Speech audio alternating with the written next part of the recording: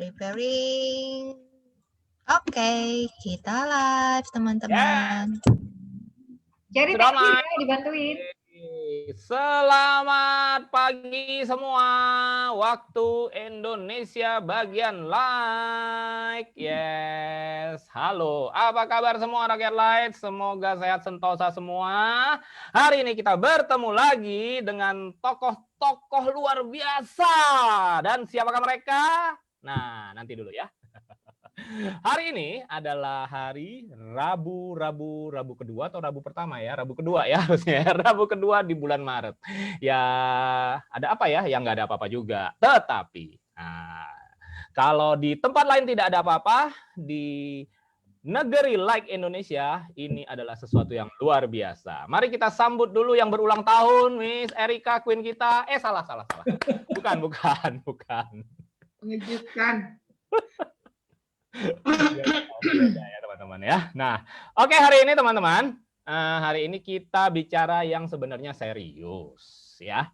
Hari ini kita bicara tentang kesehatan ya. Jadi hampir setiap sebulan sekali kita akan punya edisi khusus di setiap hari Rabu yang kita sebut Wellness Day ya.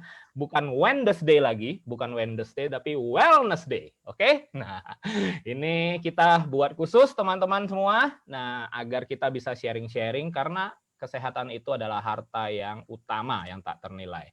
Nah, hari ini pembicaraannya ini keren banget ya dan sebenarnya aku juga nggak ngerti. Mari kita sama-sama ikuti ya, karena kita aku sendiri bukan bagianku ya, jadi kita mengundang ahlinya ya untuk membahas yang namanya autoimun. Nah, istilah autoimun ini sempat populer ya pada saat COVID ini ya, karena kalau mau vaksin katanya ya, itu yang autoimun nggak boleh atau apa deh gitu ya, harus ada precautionnya atau seperti apa gitu ya. Nah, itu mungkin nanti sekalian dijelaskan ya. Jadi hari ini kita kedatangan dari Dr. Lucia Sirait. Iya, ini dokter kita. Ahli autoimun dan host kita hari ini yang ganteng sekali. Wah, yang terang benderang.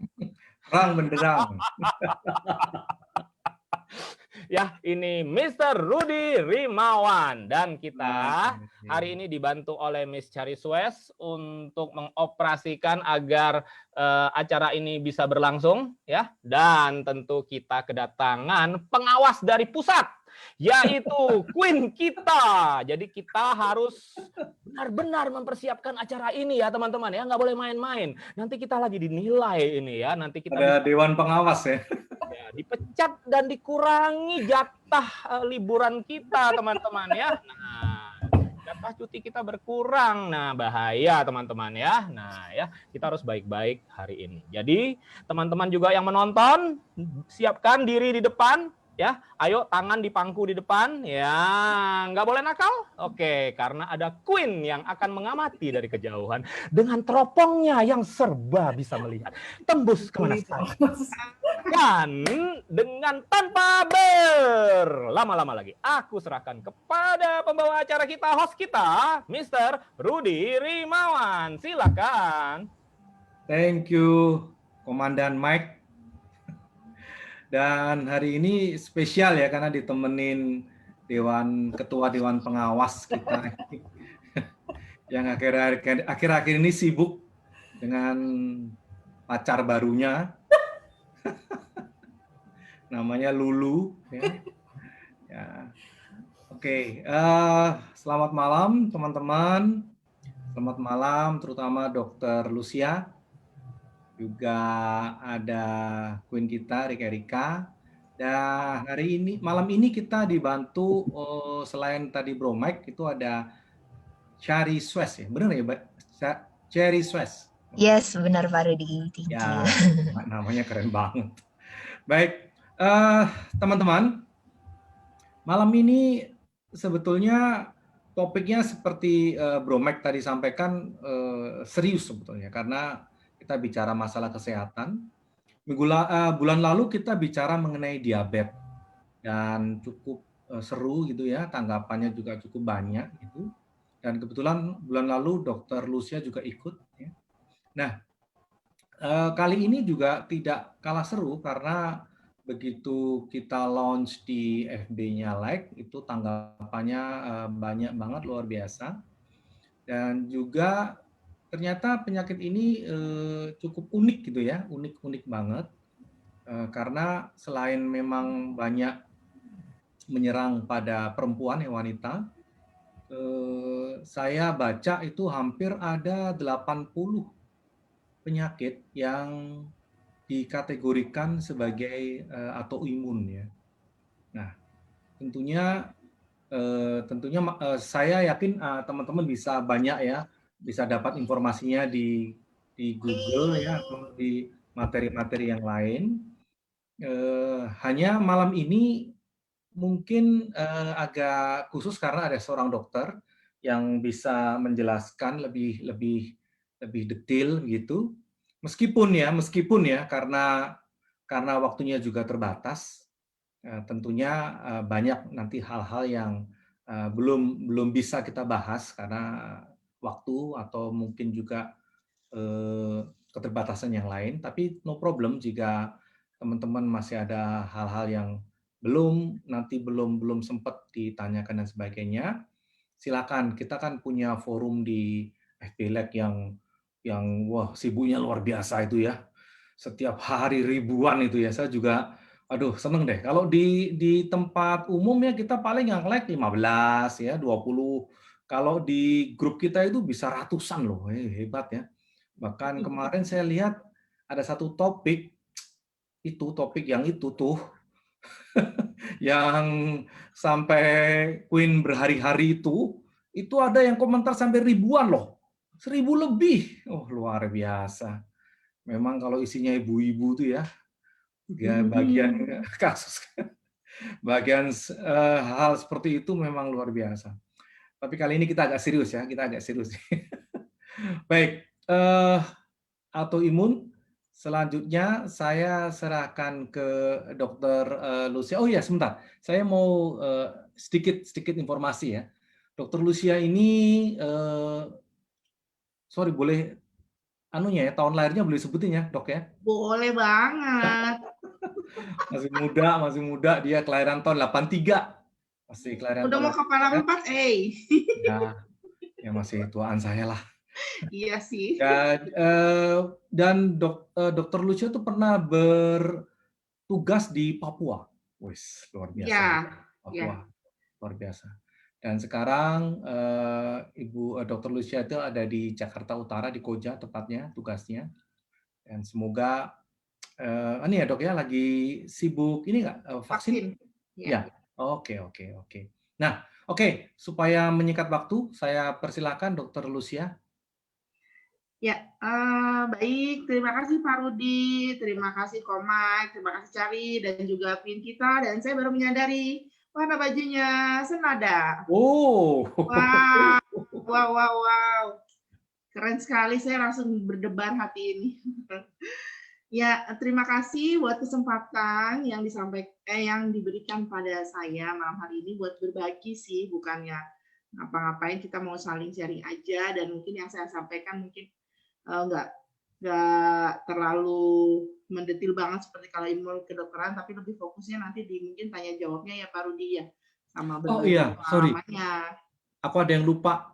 Sorry, aku potong dikit. Teman-teman, Dokter Lucia ini selain memang dokter ya, beliau ini juga sebagai pasien autoimun. Ya. Benar ya Dok ya? Benar ya Dok? Ya, makanya Dokter Lucia juga memiliki penyakit autoimun. Jadi beliau selain bisa menjelaskan juga nanti akan bercerita pengalaman beliau sebagai seseorang yang mempunyai penyakit autoimun. Autoimunnya jenis apa nanti juga dokter akan sharing. Jadi ini kita sangat spesial seorang dokter yang juga memiliki autoimun. Tentunya pengalamannya akan berbeda ya dengan dokter yang hanya memeriksa orang atau tidak. Ini agak spesial. Jadi bagi yang bergabung nanti kita bisa sama-sama belajar gitu ya. Baik, sorry, saya kembalikan lagi. Oke, terima kasih. Dan untuk awal-awalnya ini banget, saya mau ajak kita lihat sebuah video ya, nggak lama kok, 3 jam aja, nggak cuma 2 menit,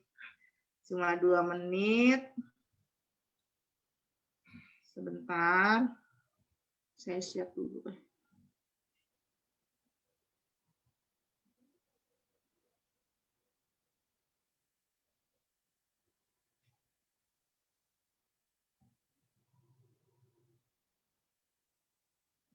Sudah terlihatkah videonya? Itu, Bu. Belum. Kita semua memiliki potongan kertas di tempat kerja atau bekas gigitan nyamuk yang mengganggu saat kita Videonya nggak kelihatan ya? Udah ya? Tetapi kita Sudah? mengabaikannya dan Belum, dokter. Belum. bagaimana Belum. mungkin bakteri berbahaya tidak menyerang Sorry, belum kita kelihatan, Dok. menyerang di kulit kita? Tentu saja jawabannya Oh, karena oke. kita memiliki sistem kekebalan Share tubuh. ini video yang tadi ya, dokter. Iya, udah belum? Jadi, Saya yang share aja atau kekebalan Oh iya ya. Ini udah kelihatan? Ya. kayak sudah. Sudah. memiliki potongan kertas di tempat kerja atau bekas gigitan nyamuk yang mengganggu saat kita berada di rumah. Tetapi kita mengabaikannya dan melanjutkan hidup kita. Bagaimana mungkin bakteri berbahaya tidak menyerang kita melalui lubang di kulit kita? Tentu saja jawabannya karena kita memiliki sistem kekebalan tubuh dan untuk itu kita harus berterima kasih. Jadi, apa sebenarnya sistem kekebalan? Sistem kekebalan adalah pasukan yang tangguh yang terdiri dari sel, jaringan, dan organ yang bekerja sama untuk melindungi tubuh. Yang pertama, sel darah putih, leukosit. Leukosit beredar melalui tubuh melalui berbagai pembuluh darah kita, memastikan bahwa tidak ada pengunjung yang tidak diinginkan yang dapat mempengaruhi tubuh kita. Ada 2 jenis sel yang membentuk divisi leukosit, fagosit dan limfosit. Fagosit adalah sel pertama yang merespon keadaan darurat. Pernahkah kamu memotong sendiri di dapur saat memasak? Celah di kulit ini merupakan pintu gerbang yang sempurna bagi kuman dan bakteri berbahaya untuk memasuki tubuhmu. Tetapi yakinlah, karena ada fagosit, Anda sudah dijaga. Jika fagosit merupakan kekuatan sistem kekebalan, limfosit adalah otak di belakangnya. Limfosit adalah sel yang memungkinkan tubuh untuk mengingat dan mengenali penyusup sebelumnya dan membantu tubuh menghancurkan mereka. Tentara sistem kekebalan unit limfosit terbuat dari 2 jenis tentara, limfosit B dan limfosit T. Limfosit B dan limfosit T, sederhananya limfosit B adalah sistem intelijen tubuh yang mencari penyerang dan mengunci mereka, sementara membiarkan limfosit T tahu bahwa mereka ada di urutan selanjutnya. Limfosit T berperang melawan sasaran penjajah. Jadi, jangan khawatir tentang bakteri atau kotoran, karena sistem kekebalanmu sudah ada di dalam tubuhmu. Mereka ada di urutan selanjutnya. Jadi, jangan khawatir tentang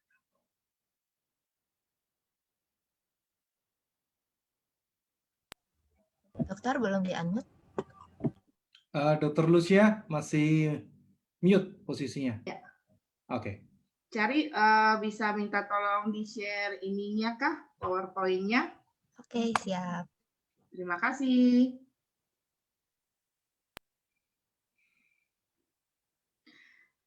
Ya, penyakit autoimun. Kita mungkin akhir-akhir ini sering mendengar atau mungkin ada berita-berita di TV mengenai autoimun. Apakah itu? Kita akan melihat selanjutnya. Next, ya.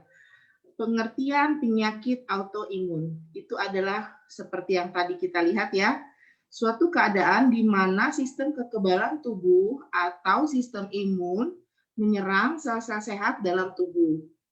Sedangkan sistem kekebalan tubuh seharusnya berfungsi melindungi tubuh untuk melawan penyakit dan sel jahat seperti bakteri maupun virus. Sistem daya tahan tubuh dapat memproduksi protein yang disebut sebagai autoantibodi untuk menyerang sel sehat pada tubuh.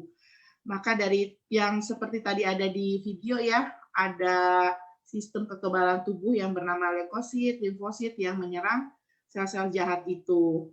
Next. Nah, ini tadi ya seperti yang ada di gambar. ada lingkaran bulat-bulat warna kuning ke orange-orangean ya. Dia bilang gini, apa gitu. Penyusup hancurkan gini. Loh, aku kan sama kayak kalian gitu. Jangan dengerin dia bohong. Nah, seperti itulah kira-kira yang terjadi. Jadi, sistem pertahanan tubuh si limfosit ini gagal mengenali siapa teman, siapa lawan. Apa yang menyebabkan itu terjadi? Banyak hal yang menyebabkan itu terjadi dan sampai saat ini pun belum ditemukan sebenarnya penyebabnya apa sih, kenapa terjadi kerusakan regulasi dari sistem imun tubuh gitu. Kenapa dia nggak kenal sama dirinya sendiri dan dia itu menyerang salah satu organ di dalam tubuh. Jadi sifatnya autoimun ini adalah dia tidak mengenali salah satu organ di dalam tubuh. Itulah kenapa autoimun itu jumlahnya banyak. Karena organ di dalam tubuh kita itu kan banyak banget ya. Jadi dia gagal mengenali, mungkin dia gagal mengenali sel darahnya, mungkin dia gagal mengenali sel sarafnya, dia gagal mengenali organ pankreasnya. Nah, itu tadi yang menyebabkan kenapa kok dibilang penyakit autoimun banyak banget, bisa lebih dari 80 jenis gitu. Next. Nah, ini tadi penyebabnya ya, secara umum penyebabnya itu yang nomor 1 adalah genetik atau keturunan, di mana inilah faktor risiko yang utama meskipun bukan satu-satunya. Namun ada yang kedua lagi nih, paparan zat tertentu seperti asbes, merkuri, perak, emas, serta pola hidup yang berantakan serta pola makan yang kurang sehat. Nah, kalau tadi genetik atau keturunan itu penyebab yang utama, lingkungan sampai saat ini menjadi suatu penyebab yang paling banyak, mungkin diduga paling banyak menyebabkan kenapa hari-hari ini orang-orang banyak kena penyakit autoimun gitu. Kemudian yang nomor 3 adalah perubahan hormon.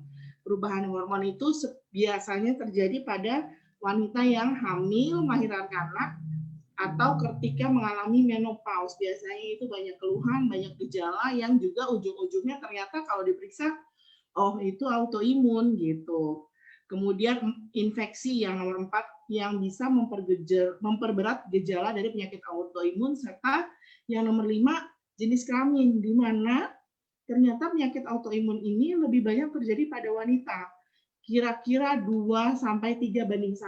Jadi kalau ada 3 orang wanita kena autoimun, nah cowoknya 3 orang wanita kena autoimun berarti mungkin ada 1 cowok yang kena. Tapi sebagian besar sih perempuan ya, karena mungkin selain terkait kromosom seksual yaitu kromosom X sama hormon, juga karena ya itu wanita kan lebih peka ya terhadap hal-hal yang dirasa. Jadi kayak kalau sakit apa, keluhan apa, dia lebih bisa merasakan seperti itu. Next. Nah, ini dia gejalanya. 1, rasa lelah. 2, nyeri otot. 3, bengkak dan kemerahan pada bagian tubuh tertentu. Demam ringan, kesulitan berkonsentrasi, perasaan baal, dan kesemutan pada tangan serta kaki. Rambut rontok, ruam kemerahan pada kulit, badan pegal-pegal. Coba kalau kita lihat dari 1 sampai 9 gejala itu, kan sepertinya umum banget ya. Kita semua pernah merasakan lelah, pernah merasakan otot dalam kehidupan sehari-hari loh.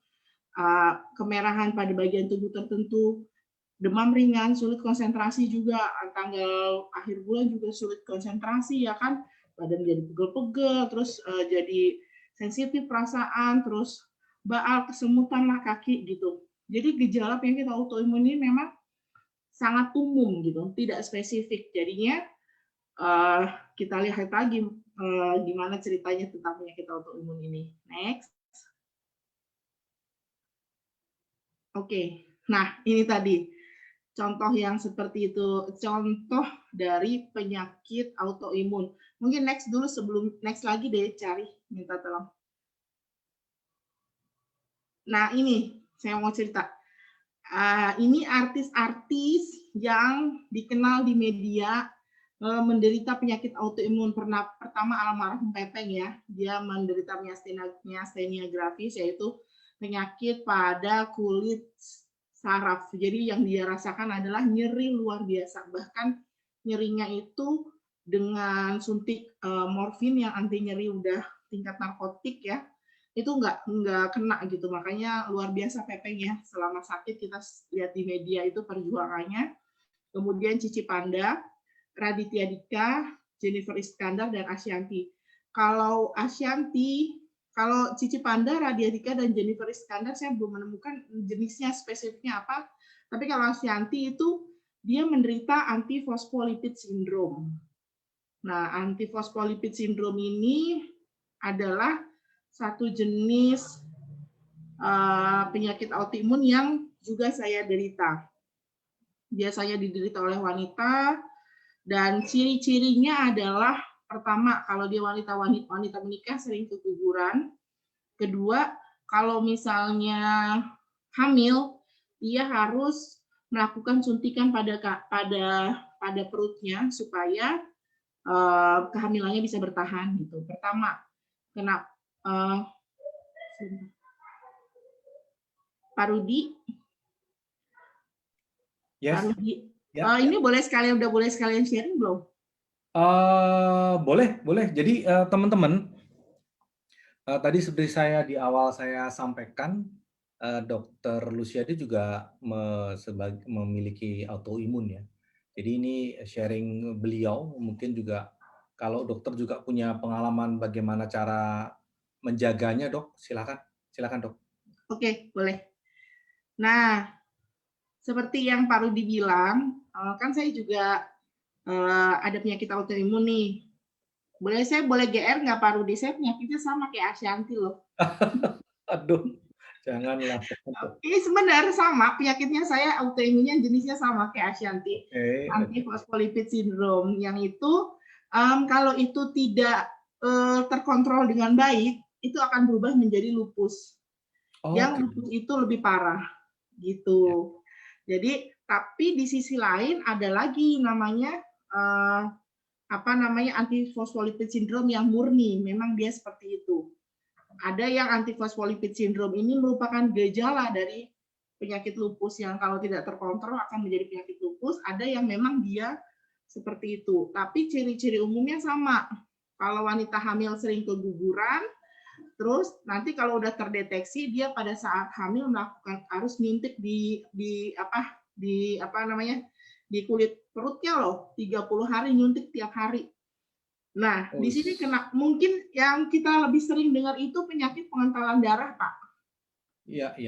Ya, awam bilangnya penyakit pengentalan darah. Kenapa itu bikin sering keguguran? Karena gini, kan bayi itu berkembang ya. Kalau waktu bayinya masih kecil, dia masih dapat asupan darah dikit-dikit, dapat asupan makanan dikit-dikit dari orang tuanya kan, dari mamanya masih cukup. Kemudian seiring berjalannya waktu bayi bertumbuh, karena darahnya kental, asupan makannya sedikit. Jadi bayinya tidak mendapat makanan, jadi bayinya meninggal di dalam dan kalau nggak meninggal di dalam, dia jadinya keguguran. Itu ada pengalaman teman saya juga tuh hamil 2 kali, dia nggak tahu apa-apa. 2 minggu sebelumnya dia kontrol ke dokter kandungan masih ada di USG karena masih usianya biasanya di bawah kandungannya 5 bulan. 2 minggu kemudian dia kontrol lagi, bayinya udah nggak ada, jadi terpaksa harus dikulet. Terjadi 2 kali. Dokter, tadi namanya antifosfolipid syndrome. Antifosfolipid syndrome ya. Itu Dokter Lucia mulai tahu memiliki penyakit ini mulai sejak kapan? Oh ya, nah ini saya pada tahun 2013. 2013 itu saya selalu merasa ngilu di sekujur badan. Ngilunya itu kalau boleh saya gambarkan rasanya seperti diikat kawat berduri dari ujung kaki sampai ujung badan. Saya suka sampai nangis, ini saya kenapa gitu. Memang waktu itu saya sudah gendut ya, maksudnya sudah beratnya udah 130-140-an lah gitu. Kita pikir apa mungkin karena rematik gitu ya kan, apa kalah kolesterol, apa asam urat gitu, tapi itu diperiksa semuanya normal. Pertama itu. Kemudian saya kalau dicek darah leukositnya itu selalu di atas 15.000. Karena leukosit normal itu, jadi leukosit kan tadi yang seperti ada penjelasan di sebelumnya itu adalah seperti tentara dalam tubuh kan. Kalau tentaranya ada banyak, kita berpikir pasti ada musuh, gitu kan? Bener kan? Yes, yes. Karena tentara yang normal yang berjaga-jaga nih TNI dalam kondisi tidak perang itu yang normal di dalam tubuh maksimal 9.000 atau 10.000. Oke, jadi Ya kan? 5.000. Kalau ada musuh, dia nambah pasukan banyak. Nah, Oke. kalau saya nggak ada angin, nggak ada hujan, 15.000, 20.000, bahkan terakhir kemarin beberapa bulan yang lalu sampai 28.000. Sampai saya dokternya kira saya kanker darah. Oke. Iya, gitu. Ini kenapa ya? Kemudian, nah ini yang penting. Kalau kita mengalami gejala, kita harus tahu ke dokter mana periksanya. Ya. Jangan salah alamat, ya kan? Ibarat nanti masa sakit tulang berobatnya ke dokter kandungan. Ya dokter kandungannya ngerti sih masalah tulang, cuman kan nggak tepat. Nah, jadi kalau untuk penyakit autoimun ini kita ke dokternya spesialis penyakit dalam yang konsultan hematologi dan onkologi medik, SPPD KHOM. Itu memang spesialis untuk autoimun ya? Ya. Tapi saya pernah dengar ya, kalau misalnya kan autoimun ini kan bisa menyerang ke sel-sel mana saja gitu ya. Nah, kalau misalnya yang terkena seperti lupus kan bisa kena ke otak, bisa kena. Itu apakah nanti kita ke dokter spesialis jantung atau spesialis otak atau bagaimana ya? Nah, kan biasanya nih kalau kita sudah ketahuan lupus, ini berarti di posisi sudah ketahuan lupus ya. Berarti nanti mungkin ada istilahnya rawat bersama. Jadi dalam kedokteran itu ada penyakit utama yang itu dokter spesialisnya namanya leadernya, lalu mungkin ada rawat bersama dengan yang lain, dengan dokter spesialis lain, bisa juga nanti dengan gizi gitu. Karena kalau seperti di saya itu, sepertinya dugaannya penyebabnya adalah karena saya terlalu sering makan makanan yang dengan pengawet. Makan makanan dengan pengawet. Ya, mie instan. Jadi zaman saya kuliah itu, Pak, hampir setiap hari saya makan mie instan. Wow. Karena apa? Itu yang gampang, itu yang cepat gitu semuanya. Habis jaga malam, mau sarapan, mau sesi pagi laporan ke warung, makan apa yang cepat ya kan? Yang cepat, yang anget, yang bikin nyos gitu, Bu, mie. Belum kopi. Makanya mendingan tuh kopinya kopi tubruk gitu loh. Kalau kopi ini saya sebut merek ya, sasetan itu Indo Cafe Coffee Mix tuh bisa 5 sehari. Wow, itu kadar gulanya tinggi banget loh. Banget. Tapi puji Tuhan sih. Udah pakai mie instan, lauknya pizza gitu ya? Bukan, minumnya teh botol. Teh botol, waduh. Dan itu kalau jaga nih ya, saya sedikit cerita lucu. Nyariin saya kalau aku jaga malam, kalau saya tiba-tiba menghilang, saya pasti lagi duduk di nurse station. Karena apa? Di nurse station itu ada mesin minuman itu loh, teh botol. Saya pasti lagi duduk minum di situ. Itu semalaman bisa 5 atau berapa. Jadi mungkin kalau saya merasa flashback ke belakang, kenapa itu munculnya baru sekarang di usia waktu itu 2013 itu berarti saya umur 30-an ya. Bayangin berarti masih muda ya. Nggak lama setelah kuliah saya menderita itu. Jadi memang dari sisi makanan, makanya tadi paling banyak penyebabnya itu yaitu dari sisi makanan itu yang berbanyak banget bahan pengawet itu. Jadi gini Kak, misalnya kita memiliki gejala-gejala yang tadi disampaikan ya, itu pertama kali kita ke dokter umum dulu dong? Ya, ke dokter umum dulu. Terus kan kita diminta untuk periksa darah, oke? Nah, salah satu indikasinya tadi ketika kadar leukositnya itu tinggi gitu ya? Nggak selalu sih sebenarnya Pak. Itu cuman karena jenisnya yang antifosfolipid syndrome. Tapi kalau misalnya nanti diabetes tipe 1 ya Pak, yang itu namanya pankreasnya rusak, dia berarti kadar gulanya tidak terkontrol. Jadi walaupun gejalanya umum, tapi biasanya ada spesifiknya. Apakah dokter umum ya atau dokter itu bisa mendeteksi bahwa Enggak, pasien ini pasti autoimun gitu. enggak bisa. Jadi memang ini adalah diagnosanya membutuhkan suatu perjalanan. Dan itu perjalanan yang cukup melelahkan Oke, lalu kalau saya sekali. sebagai pasien nih ya, saya ke dokter umum, terus mungkin dokter umumnya pada saat itu tidak mendeteksi, saya Mm-mm. dikasih obat, tidak sembuh, gitu kan, kira-kira kan? Mm. Nah, berarti saya harus mencari alternatif lain ke dokter selain dokter umum atau tetap ke dokter yang bersangkutan atau bagaimana sarannya nih? Eh, Intinya sih kalau misalnya sudah berulang lama dengan terapi yang sama tidak itu sebaiknya udah meningkat ke dokter spesialis aja. Spesialis ya. Mm-mm. Hmm. Tapi setelah menyingkirkan ya itu tadi kayak kalau misalnya penyakit diabetes kan itu jelas ya Kalau diabetes diperiksa kan jelas, indikatornya kan ada iya BA1C, ada diperiksa sekali langsung ya. ketemu. Kalau itu bukan ya berarti mungkin yang lain. Jadi Oke. yang umum-umum dulu disingkirkan, kalau itu juga bukan, baru meningkat ke dokter yang tadi spesialis konsultan hematologi dan onkologi itu. Kan Aduh, itu dokter Lucia taunya kalau autoimun setelah ke berapa dokter nih atau setelah taunya di mana gitu? Nah, itu nih, saya bandelnya begitu kan karena saya merasa dokter, saya mengobati diri saya sendiri terus. Ya, ya. Dengan berarti bukan, berarti saya periksa ini kan kita periksa ya, periksa lab sendiri. Akhirnya sampai saya menyerah, saya nggak ngerti lagi deh, ini sakit banget, udah.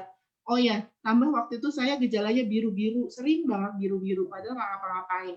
Biru-birunya tuh bisa setangan, di paha gitu, atau enggak di punggung, di perut.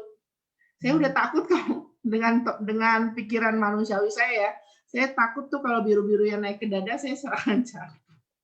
Oh, oke. Ya. Jadi waktu itu saya langsung berpikir, wah ini kayaknya nggak bisa sendiri deh. Jadi saya harus ke dokter spesialis. Ya itu tadi karena saya tahu, jadinya saya ke dokter spesialis itu, konsultan hematologi itu. Oh, dan disitulah baru ditemukan bahwa Iya. Nah, saya mikirnya gini, itu saya tahu karena saya orang medis. Kalau bukan orang medis pasti wisata dokter. Wisata dokter. Iya, karena ini untuk diagnosanya kan susah, butuh pemeriksaan yang tepat. Mas, kalau sakit A diperiksa A, sakit A labnya B, sakit B labnya C gitu. Nah kalau sakit B labnya D ya nggak pernah ketemu penyakitnya. Pasti nanti dugaannya yang sering terjadi adalah dokternya nggak manjur. Dan wisata dokter dan obat mahal-mahal, diperiksa labnya itu lagi. Ya karena sebenarnya bukan itu, harus yang lain. Jadi maksudnya memang harus sesuai keilmuannya gitu. Saya pernah baca ya, katanya ada lab yang bisa mendeteksi autoimun, tapi biayanya cukup mahal ya. Saya baca sekitar 7 juta gitu. Apakah benar itu? Iya, bukannya lab yang bisa mendeteksi autoimun, memang pemeriksaan untuk autoimun itu super sangat mahal sekali. Ya bukan, kok bilang super mah tergantung orang ya. Tapi buat saya itu mahal banget pemeriksaannya, dan pemeriksaannya itu nggak sekali. Periksa ini, periksa ono, periksa ini, periksa ono. Karena kan yang seperti tadi dibilang autoimun itu banyak. Jadi jenis-jenis labnya juga banyak gitu. Dan itu sayangnya pemeriksaannya ada beberapa yang tidak ditanggung BPJS. Oke. Sayang gitu. Ya. Artinya pada saat ini sudah indikasinya autoimun, tapi autoimun jenis apapun itu masih memerlukan beberapa tahap lagi gitu ya? Iya. Karena jenis autoimun yang berbeda, obatnya juga berbeda. Oke. Walaupun mungkin penanganannya secara umum ya anti nyeri ya sama, pakai anti nyerinya sama, tapi penanganan ada yang terapi hormon. Kalau saya itu minum pengencer darah terus. Dan ini tidak bisa disembuhkan ya, setahu saya ya. Iya. Diabetes ya. Iya, demikian kira-kira seperti itu. Kita hanya bisa mengontrol, menjaga. Iya, menjaga. menjaga. Dan ini Pak, jeleknya autoimun itu ada yang ini serangan tiba-tiba, nggak ada angin, nggak ada hujan, tahu-tahu aduh bangun pagi tuh sakit badannya semuanya gitu. Apakah ada bisa autoimun itu menyerang 2 atau 3 ini ya, 3 organ tubuh gitu ya? Atau maksudnya dalam seseorang itu bisa memiliki beberapa penyakit autoimun gitu? Sepanjang sepengetahuan saya sih tidak Pak, karena Oke. yaitu dia jelasnya adalah menyerang satu organ tubuh. Tapi mungkin bertumpangan dengan alergi itu bisa. Pertumbangan dan alergi. Dan gejalanya mirip juga alergi kan. Oh.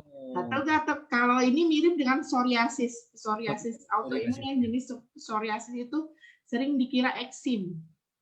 Oke. Padahal itu beda. Oh, kalau Queen ini putih itu kira-kira enggak ya? Oh, itu ada lagi yang autoimun vitiligo. Itu kalau Belum periksa. vitiligo kan jelas berbecak-becak. Nah, ini satu lagi. Ibu saya vitiligo, Pak. Oh, vitiligo, oke, oke. Nah, jadi semacam kan tadi pertama dapat ya keturunan dapat. Gen ya, dari gen ya.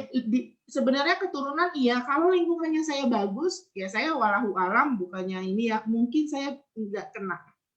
Oke. Maksudnya saya makannya yang raw food, yang gitu-gitu, tapi ya apa daya masa lalu tidak perlu disesali, tinggal kita ke depannya bagaimana berdampingan dengan si autoimun ini. Ya. Iya.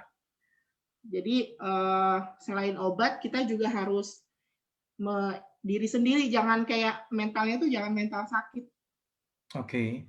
Oke, kita harus up. Kalau sakit ya udah, gimana cara mengurangi sakit? Nah, itu ada caranya lagi, nanti nggak harus mesti obat.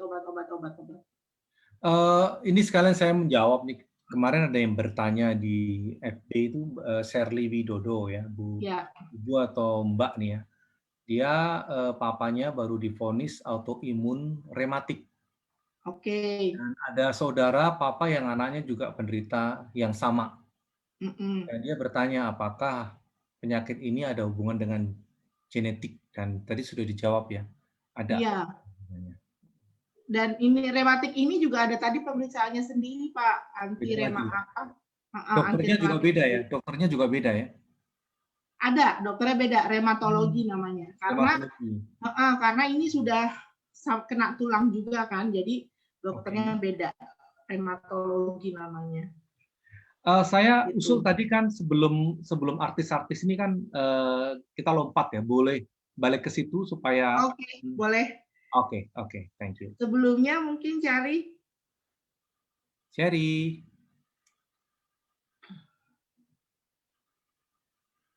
Oke, thank you. Nah, ini tadi ya. Yes. Penyakit lupus yang kenapa paling atas? Karena dia sudah ada banyak yang menderita, open status, dan ada organisasinya. Walaupun ini semua di bawah ada organisasinya juga nih biasanya untuk jadi teman sebaya ya, penyakit Graves, psoriasis yang seperti tadi dibilang, multiple sclerosis, myasthenia gravis tadi yang diderita oleh Pepeng, tiroiditis Hashimoto ini penyakit yang kayak gondongan, colitis ulceratif atau Crohn disease yang penyakit usus tadi, kemudian rheumatoid arthritis dan sindrom Guillain-Barré. Kalau yang Graves apa ya nomor 2 ya? Myasthenia gravis itu ya penyakit yang menyerang otot, Pak. Oh, oke. Iya, organnya otot yang diserang. Oke. Iya. Nah, khusus bicara mengenai lupus nih, saya dengar kalau lupus ini dampaknya rada sedikit ekstrim ya, karena banyak meninggal karena lupus ya. Mungkin bisa dijelaskan ini bedanya autoimun lupus dengan yang lain ini, dokter? Nah, jadi kalau untuk penyakit lupus ini, Pak, dia ciri khasnya sensitif terhadap sinar matahari. Oke. Sensitif terhadap sinar matahari. Kemudian kalau kena matahari itu dia ada flare-nya merah di sini seperti kupu-kupu. 2 gini. Oke. Di sini. Makanya kenapa lupus itu lambangnya kupu-kupu. Karena ini lambangnya dia kalau lagi flare itu seperti itu ciri khas banget. Jadi kalau mengalami gejala nyeri sendi dan lain sebagainya, kelelahan gitu, tapi kok kalau dilihat-lihat kok kenapa di pipinya merahnya kayak kupu-kupu kayak gitu. Nah, bisa jadi itu lupus. Gitu, ciri khasnya seperti itu. Oke. Dan itu ada lagi lucunya tuh Pak kemarin tuh. Jadi saya juga kemarin kayak gitu, tapi cuma di sini doang. Tuh, yang waktu saya leukositnya 28.000 itu loh. Oke. Itu saya udah nangis-nangis Pak, saya takut Pak. Saya Oh. takut kalau itu lupus, tapi puji Tuhan setelah dilakukan pemeriksaan dokter bilang bukan, ini bukan lupus. Kamu tetap di antifosfolipid syndrome. Saya takut juga Pak. Apakah penyakit lupus ini bisa dideteksi ya? Artinya secara spesifik melalui pemeriksaan khusus gitu?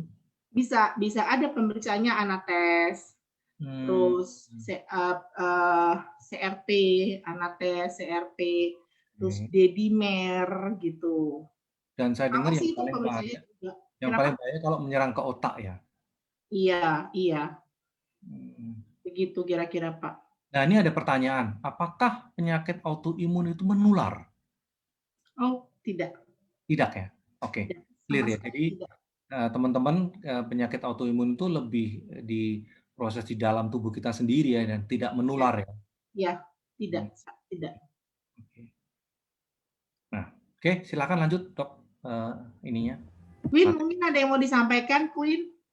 Aku mau nanya, kebanyakan memang orang dewasa ya yang kena autoimun ya?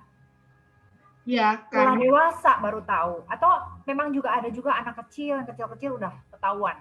Ada autoimun yang dari kecil itu, contohnya diabetes tipis 1, di mana pankreasnya itu rusak sehingga tidak bisa memproduksi hormon sehingga dia gula darahnya tinggi. Tapi kalau yang kebanyakan kenapa diketahui secara dewasa, karena itu tadi paparan zat itu, Ci.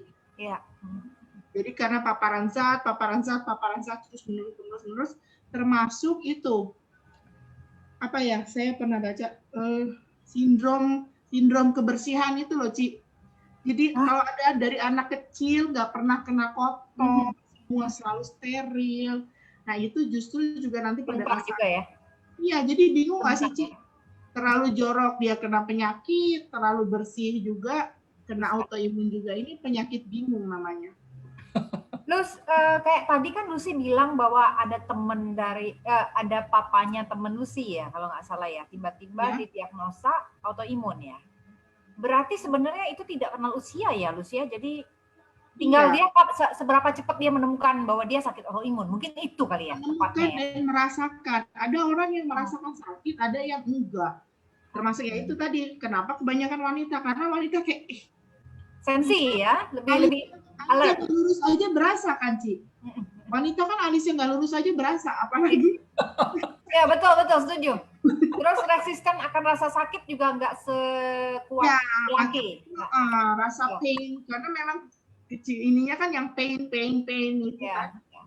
Seperti itu. Ya. Thank you, Lus. Ya, sama-sama, Ci. Next lagi cari 2 kali next berarti ya. Ya, 2 lompat ya, Sherry. Ya. Nah, ini tadi ya sudah sedikit dibahas ya, diagnosisnya tidak mudah karena gejalanya juga banyak yang sama. Jadi ini diagnosisnya itu harus dilakukan dengan bertahap melalui suatu perjalanan, perlu sabar. Jangan, maksudnya sebagai saya sih yang pernah mengalami, kalau semakin kita kok nggak ketemu sih sakitnya aku apa, diambil darah lagi. Diambil darah itu benar-benar melelahkan dan bikin stres, apalagi termasuk kayak saya yang orangnya takut jarum, tapi itu harus dijalani. Itu mesti dijalani, karena itu mesti dijalani, mau nggak mau kita harus gimana caranya bisa berdampingan. Kalau saya tipsnya, karena saya takut diambil darah, saya nggak lihat jarumnya, saya nengok ke sebelah. Kalau yang ambil jarum tangan kiri, saya nengok ke sebelah kanan. Kalau tangan yang diambil sebelah kanan, saya nengok sebelah kiri dan merem aja. Nggak usah bikin tegang yang ambil jarum, karena ini penting banget nih Pak. Ya. Masalah ngambil jarum ini penting banget. Pasti diambil lab terus, dan itu capek. Saya sudah sangat pengalaman masalah jarum karena Bapak takut nggak? istri saya takut banget sama jarum. Ya, Jadi kalau mau periksa tuh harus ada saya pegangin tangannya. ya, Wah ya, dan karena dia takut akhirnya otot anunya mengkerut ya, susah iya, dicari. iya, Nah itu iya. namanya. Ya, Jadi itu tantangan tersendiri lagi bagi penyakit autoimun untuk menemukan saya autoimun jenis apa gitu. Lalu yang nomor 3, wawancara medis pemeriksaan fisik yang perlu dilakukan dengan teliti.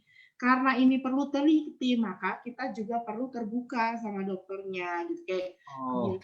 kebiasaan makan. Masa saya dokter ngaku terus, iya saya waktu kuliah makan Indomie terus kan kayak nggak sehat banget ya. Tapi kan saya perlu jujur. Memang saya makan Indomie terus, memang saya minum kopi sasetan terus gitu. Jadi supaya dokternya tahu, oh ini kesini, ini kesini. Seperti Oke. itu. Jadi dokternya teliti, pasiennya Jujur. terbuka. Iya. Jadi itu pengaruh dari pola makan beberapa tahun yang lalu juga berpengaruh ternyata ya. Iya, banget, Oh, oke. banget. Itu namanya paparan zat pengawet. Rusak. Hmm. Jadi regulasinya itu rusak. Kan aturannya harusnya normalnya gini, karena paparan zat pengawet terus, jadi sistemnya rusak. Jadi mereka nggak saling kenal sendiri gitu di dalam. Gara-gara banyaknya pengawet tadi, kira-kira gitu. Iya, iya. Salah satu indikatornya itu ya. Iya, itu memang yang harus mesti dikurangin. Makanya anak-anak kecil zaman sekarang juga kan nggak kayak anak-anak zaman dulu, Pak. Zaman dulu kan masak bubur, mamanya yang masak bubur. Sekarang buburnya di plastik. Oh, bubur instan itu ya, yang iya ya kayak seperti mie instan itu kan ya. Ya kalau sesekali sih nggak apa-apa ya, kita mengerti orang tuanya bekerja. Kita fleksibel aja, tapi jangan kebanyakan, masih kecil. Jangan setiap hari itu semua juga gitu maksudnya.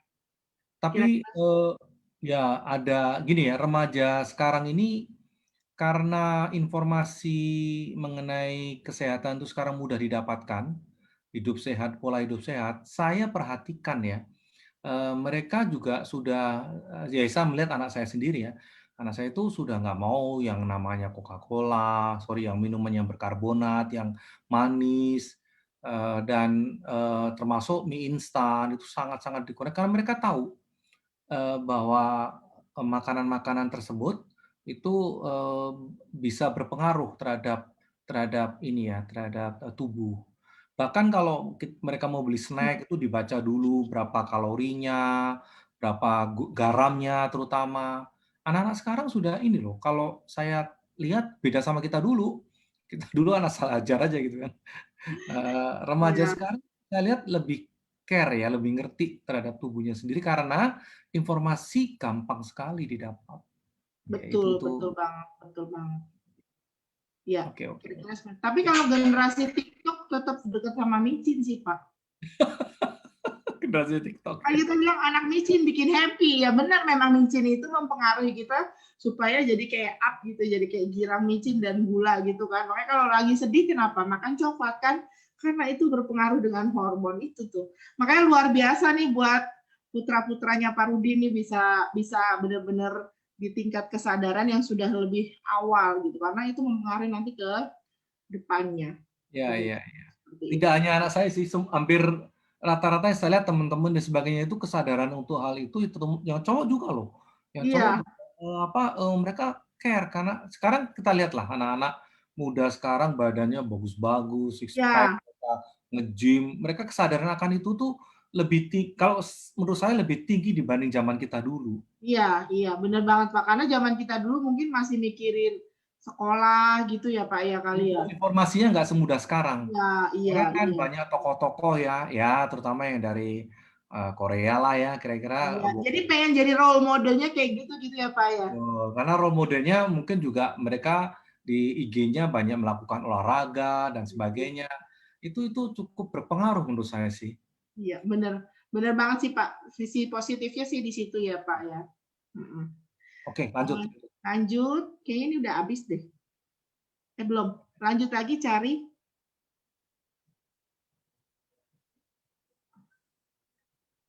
Cari. Halo, Cherry.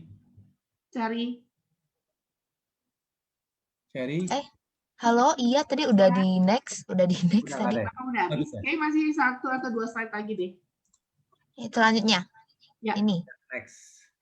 Ya, Nah, ini. ini Ah. tadi seperti yang disebutkan oleh Pak Rudi, benar banget. Karena gejalanya itu banyak banget dan mirip, penyebabnya juga belum diketahui secara pasti, maka metode pencegahannya itu belum ada yang terbukti secara efektif. Tapi kita bisa tarik dari penyebabnya. Kalau keturunan jelas sudah bisa tidak diubah ya, dan itu tidak menular. Tapi yang di faktor lingkungan itu yang bisa kita ubah. Bagaimana pola hidup kita. Ini saya seperti ngomong sama diri saya sendiri ya. Kurangin gula, kurangin micin-micin gitu kan ya. Kurangin semua hal yang pakai pengawet. Kita back to nature, kayak kalau kata yang kalau Ci Queen itu loh yang suka apa tuh? Nginjek tanah itu namanya apa? Istilahnya apa, Ci? Grounding. Ya, grounding itu berguna banget buat ngilangin nyeri ternyata, karena saya juga praktekin. Kalau lagi pain melanda, grounding plus ditambah dengan yang here and now, jadi merasakan kaki. Oh, oke. Grounding beda sama ghosting ya? Balik lagi 1000 komen Pak, mau banyak yang nanya. Ntar di 1000 pertanyaan. Belok kita. Supaya clear. Ya, grounding sama mindfulness ya. Itu Mindfulness. termasuk ini, Lus, mandi. Kalau kita mandi itu jangan pakai pemanas air. Jadi benar-benar alami air tuh dari keran tuh atau dari shower tuh udah jangan pakai pemanas, jangan pakai apa ya. Iya. Air apa adanya aja. Ya, air apa adanya, terus sebisa mungkin waktu mandi tuh diresepin air tuh masuk ke dalam kulit. Iya, itu terapi. Iya, itu juga yang saya praktekkan, karena saat pain itu udah nggak mempan pakai obat, udah nggak ngerti lagi mau gimana gitu. Saya cuma butuh gimana deal with this pain. Oh, oke. Gitu, jadinya pain di hati sama pain di badan. Curhat. Ngomong-ngomong masalah mandi ya. Saya tuh kira-kira setahun terakhir ya, itu mendapat ilmu juga dari internet sih. Waktu itu ikut apa kayak webinar gitu. Jadi karena saya ini diabetes itu kan semakin lama otaknya kan semakin melemah gitu ya. Nah, salah satu caranya itu kalau pagi itu saya mandinya sekarang pakai air dingin. Air dingin di kepala. Jadi saya udah setahun nih mandi air dingin kalau pagi. Ternyata seger gitu ya Pak. Ya itu membuat otak itu kayak di strum gitu ya. Oh iya. Dan saat pagi itu karena kita dari tidur sedaranya masih setengah-setengah, begitu di air dingin itu dampaknya luar biasa loh. Lebih kuat dari kopi malahan. Saya udah setahun ini melakukan hal itu. Jadi kalau pagi saya mandinya air dingin. Justru kalau sore saya mandinya air hangat lah ya. Kalau itu terapi seperti ini ya yang kita harus menemukan kali ya buat tubuh kita sendiri ya. Iya. Olahraga. Tadi olahraga belum disebut ya. Iya, itu tadi makanya kayak ngomong sama diri sendiri nih Pak. Ya, kira-kira seperti itu yang bisa dibagikan pada. Kayaknya udah habis ya, cari coba satu lagi deh. Jreng, ya. Kira-kira seperti itu PowerPoint yang bisa dibagikan. Kalau mungkin ada yang mau ditambahkan mungkin, Komik atau Cherry sendiri atau Ci Queen. Kayaknya ada satu slide yang belum tayang deh, yang tidak bisa disembuhkan itu paling terakhir ya, enggak ya? Atau sebelum terakhir ya? Aku belum lihat tuh, tapi paling depan kayak tadi Ci. Udah ya? Udah. Ada pertanyaan dari grup nggak ya? Ini saya ada, ini bukan pertanyaan tapi ini seperti testimoni. Cukup bagus saya bacakan ya, boleh ya? Dr. Lucia, saya izin nih membacakan testimoni ini. Jadi Iya.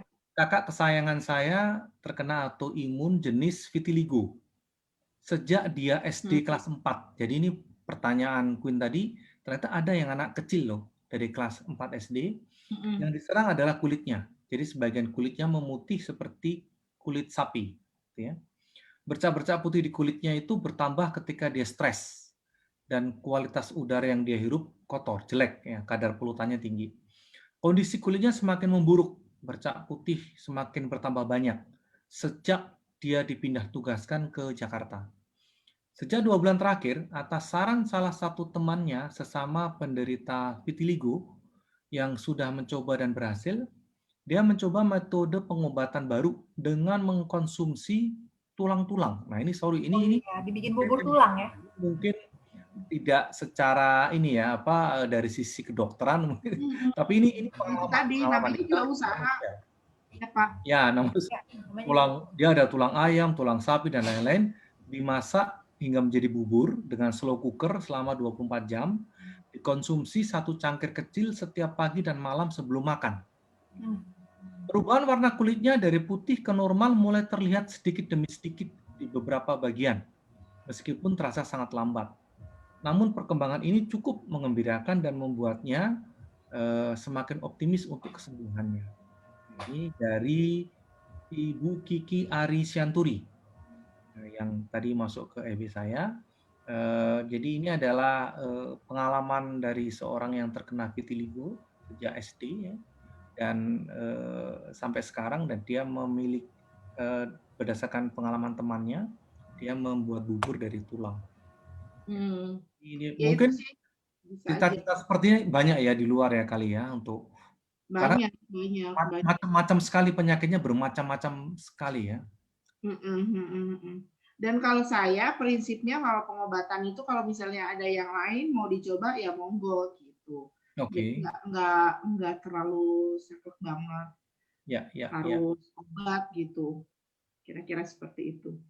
Terus, aku pengen nanggepin dikit nih Pak Rudi tentang tadi yang testimonial yang Pak Rudi bacakan itu kayaknya anak baik ya. Jadi kalau aku pikir-pikir ya secara logik ya, memang bubur tulang itu bagus loh memang untuk sel atau badan ya. Karena apa?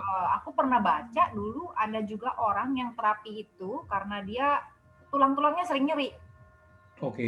Terutama di sendi-sendi. Jadi dia pikir dia rematik. Nah, terus ada orang tua zaman dulu bikinin dia itu terus, bikinin dia cuma nggak sampai jadi bubur, tapi minimal tulang itu sampai lunak memang di slow cooker terus dia cuma minum kuahnya.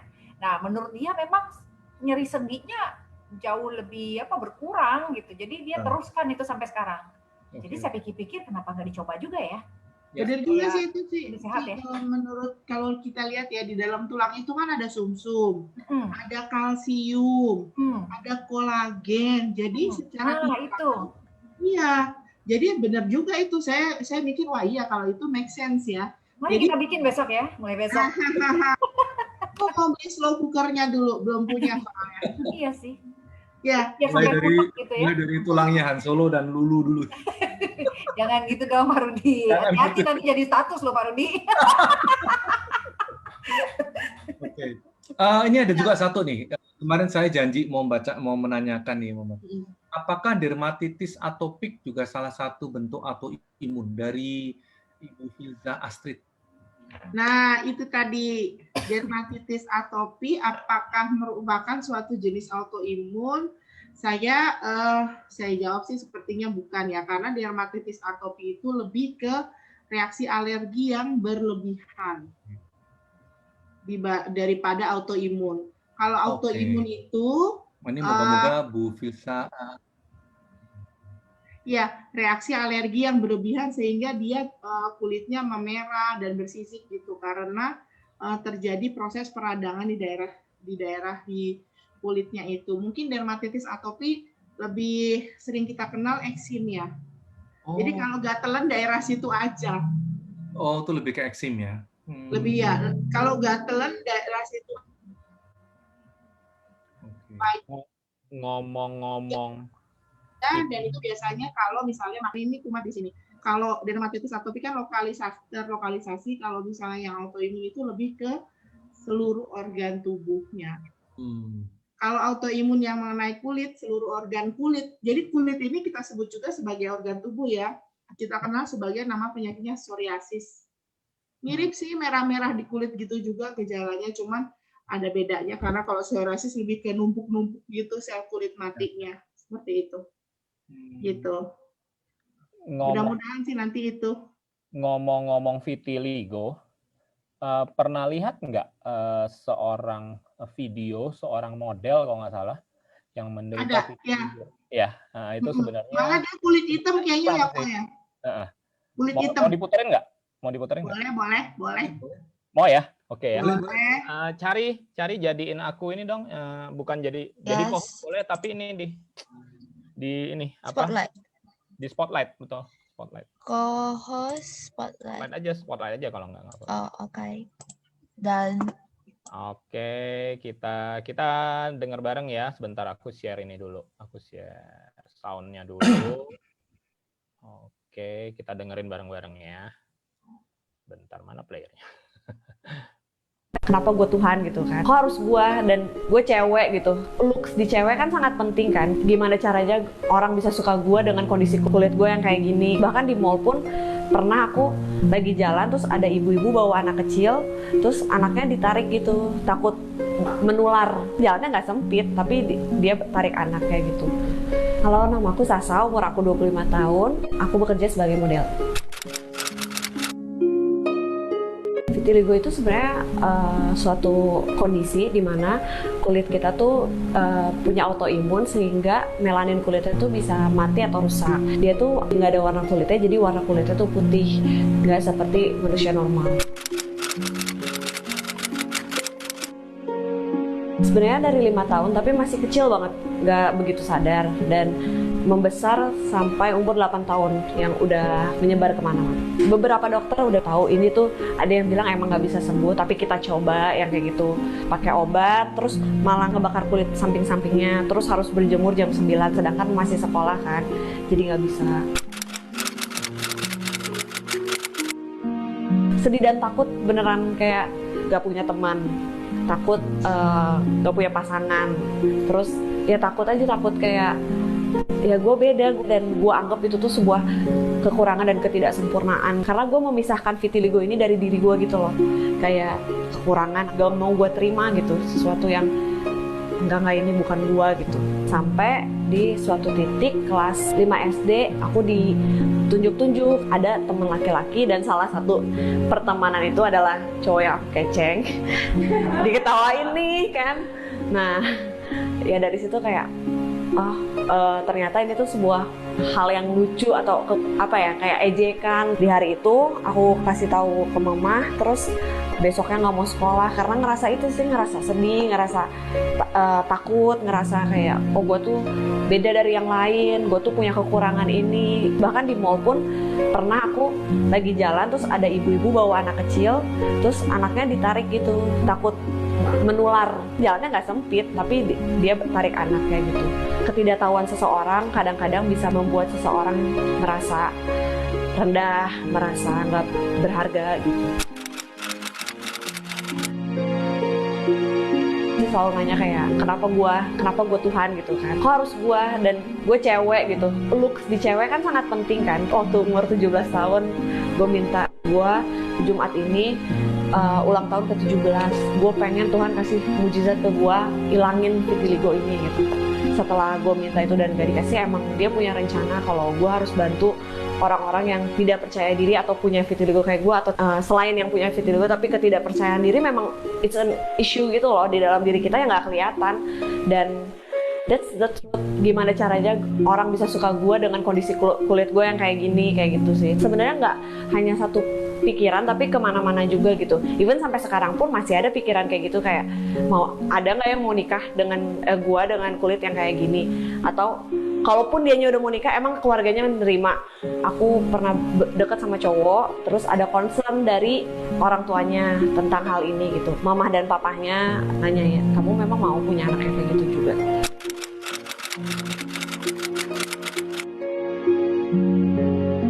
Ada stranger, stranger yang lagi baru temenan ya, belum kenal banget. Terus dia bilang kayak vitiligo ini tuh bagian dari lu. Nah itu gue baru coba untuk gue nggak pakai foundation dulu. Pertama kali gue nggak pakai foundation tuh bener-bener kayak lepas bebannya gitu loh, lepas yang kayak oke gitu, gue nggak peduli orang mau ngerespon apa, tapi ini ada satu beban yang besar di punggung gue tuh kayak jatuh gitu loh. Nggak pakai Hansaplast lagi di tangan, gak gue tutupin lagi. Terus dia bilang ini tuh your uniqueness, dia bilang gitu, vitiligo ini tuh keunikan lu, orang lain gak punya, lu harus embrace it, dia bilang gitu. Seiring berjalannya waktu ya gue dapet kalau misalnya Tuhan tuh kasih hadiah kecil ini buat lu, belajar untuk diri lu, menerima diri lu, lu membantu orang untuk percaya diri dengan dirinya juga, dan nggak menjudge orang dari covernya gitu, tapi dari personality-nya kayak gitu. Sampai gue nggak sadar, jadi gue udah melewati prosesnya, gue melakukan respon yang sama terus-terusan sampai gue nggak sadar, oh udah beres gitu, kayak gue udah nggak harus nutupin apa-apa lagi gitu, nggak sesek lagi gitu loh, kayak ruang gue tuh lebih luas gitu, pikiran gue juga lebih luas, hati gue lebih terbuka juga, rasanya gitu sih.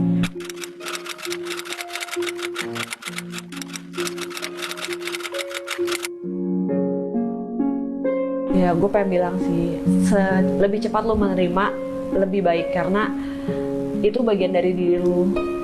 Semakin lama lu akan semakin menyakiti diri lu gitu, lu berdamai dengan diri lu sendiri. Baru-baru ini karena gue lagi denger BTS guys, gara-gara jalur pandemi ada Love Yourself Answer, kayak you should love yourself. Intinya love yourself nih, itu kuncinya. Mau buruk mau baik, kalau lu nggak nerima diri lu itu mental aja semuanya gitu. Yang buruk lebih masuk, yang baik nggak, malah mental gitu.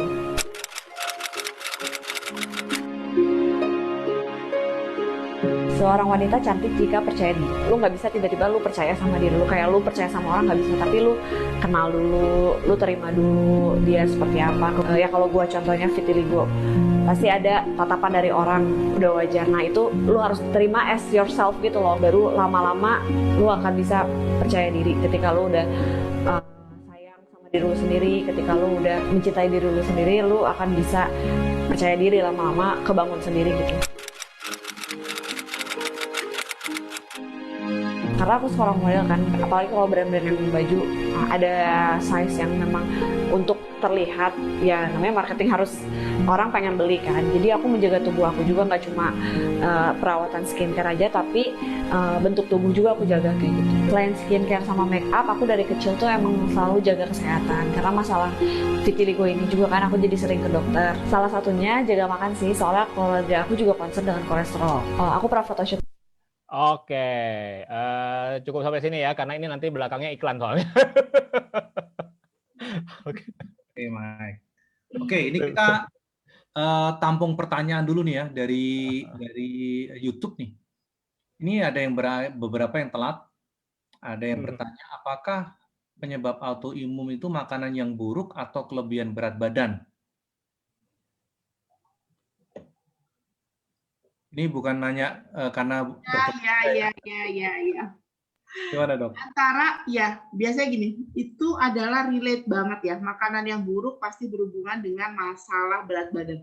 Saya katakan masalah karena berat badannya itu, makanan yang buruk itu tidak hanya menyebabkan berat badan yang lebih seperti saya, bisa juga badan badannya sangat kurang, dan itu sama-sama bisa menimbulkan penyakit autoimun. Terutama makanan yang itu tadi. Ya, masing-masing skin punya source masing-masing. Ya, seperti ini saya HD Academy 1 isinya adalah metafisik 1. Ini gambar-gambar semua nih. Ya, saya testing pakai ADTX ini, pakai ADTX 2. Ini penamannya saja. Kalau bentuknya ini adalah icon gambar-gambar. Sama, lalu di bawahnya ada tombol-tombol juga, sama seperti skin. Kalau plus berarti menambahkan, minus itu menghapus. Ya, jadi ini source-nya saya hapus.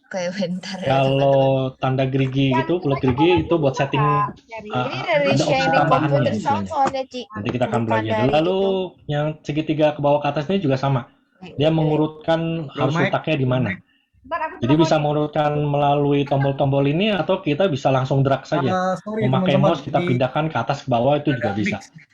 Ya, bisa dua cara. Dua acara bersama. Lalu yang di sebelah kanannya ada gambar mata itu adalah itu bersamaan. source-nya kita mau tampilkan Ada. Oke. Seru banget ya kita mixing. Kita lumayan dapat gratisan tadi itu tuh mahal loh. Ya, ilmu loh, mahal. Dapat dikit ilmunya. Oke, lanjut Luz tadi. Makanan. Iya. Jadi itu makanan yang terutama lebih di bahan pengawet itu tadi. Makanan yang buruk itu memang mengganggu kesehatan dan itu bisa menimbulkan penyakit autoimun dia banget. Terus kalau ada yang juga nanya nih, kalau kita ada dari Sarni Fliani Simbolon, kalau kita merasa ada yang aneh di tubuh kita dan gejala-gejalanya seperti yang disebutkan, apakah kita boleh langsung ke dokter spesialis hematologi tadi? Menurut saran dokter? Sebenarnya sih boleh-boleh aja. Iya, sebenarnya sih boleh-boleh aja, cuman karena itu dokter subspesialis biasanya lebih mehong, Mak. Jadi kalau saya dari segi apa ya, dari segi ekonomisnya juga gitu. Jadi karena memang ini perlu penyaringan penyakitnya. Jadi kalau misalnya ada gejala-gejala yang masih awal-awal, terutama intinya sih gini, kalau masih di awal-awal dan tidak terlalu berulang dan tidak mengganggu aktivitas sehari-hari, ya ke dokter yang ini aja dulu, nggak perlu yang langsung ke dokter autoimunnya. Gitu. Seperti itu kira-kira, kasih bolon. Terus tapi kalau mau sih boleh Pak, kalau mau sih boleh aja nggak apa-apa. Ya. Ini dari Adeline nih, kalau autoimun bisa nggak sih terapinya tanpa steroid? Soalnya temennya ada yang autoimun nyerang sel darah, diberikan steroid dosis tinggi, tapi badannya jadi lemah dan malah kena osteoporosis.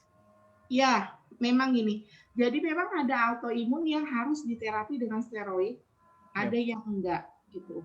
Jadi memang kan tadi saya bilang obat autoimunnya apa, obatnya beda-beda. Nah, sisi jeleknya steroid itu memang menimbulkan osteoporosis, memicu terjadinya diabetes mellitus, kemudian menjadi lemah karena steroid itu adalah menekan sistem kekebalan tubuh gitu.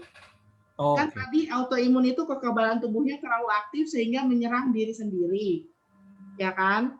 Jadi kayak ini nahan, woi jangan. Jadi supaya kekebalan tubuhnya ini tidak terlalu aktif menyerang diri sendiri, dikasih obat steroid. Tapi kalau steroidnya itu makanya pakai steroid itu ini ya tricky. Perlu dosisnya berapa, jadi harus dikontrol supaya steroidnya tidak terlalu berlebihan menekan, sehingga justru malah tubuh kita jadi lemah. Jadi tidak punya tentara. Jadi memang itu perlu dikonsulkan berulang-ulang. Misalnya gini, kalau kontrol bilang ke dokter sebulan gitu ya, tapi kalau di tengah-tengah misalnya baru seminggu kok rasanya beda dari yang biasanya, saya sih menyarankan kontrol aja, karena itu mungkin harus butuh penyesuaian dosis, pertama itu. Lalu kalau minum steroid, saya juga pernah soalnya minum steroid, biasanya disertai dengan vitamin D. Vitamin D, dan saya juga sudah di tahap minum metformin untuk mencegah timbulnya penyakit gula. Di masa yang akan datang. Selain saya harus ubah juga pola makan lagi, saya ngomong sama diri sendiri lagi. Kira-kira seperti kalau olahraga kan tadi banyak bahwa karena penyakitnya juga tidak diketahui, cara mencegahnya juga masih menggunakan cara-cara basic lah ya. Makanan sehat, terus olahraga. Nah, kalau olahraga dengan mengurangi gejala autoimun apa hubungannya? Bisa nggak? Karena kalau olahraga itu, kalau saya sih lebih ke fun sama mengurangi nyeri ya. Mengurangi nyeri dan cemasnya gitu. Karena kita bisa lebih rileks. Jadinya sel-sel dalam tubuhnya juga nggak terlalu kayak perang mulu di dalam gitu. Selain itu otot dan tulangnya juga lebih bisa bergerak. Kalau ini tuh lebih ke mengurangi gejala-gejala sakitnya yang dirasakan gitu, Pak.